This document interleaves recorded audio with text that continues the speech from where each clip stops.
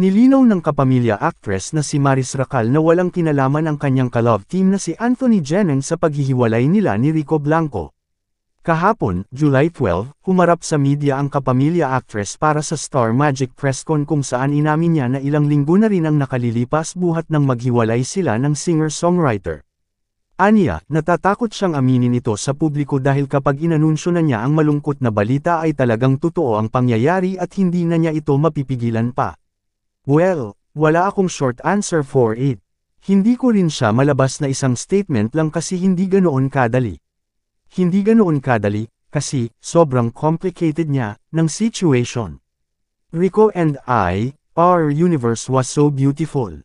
It was so full of love, laughter, and music, everything.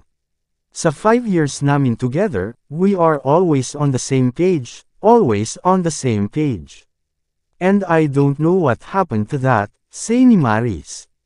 Kasabay na ng pag-amin niya ay ang pag-ugong ng balita na baka may kinalaman ang kanyang ka-love team na si Anthony sa issue.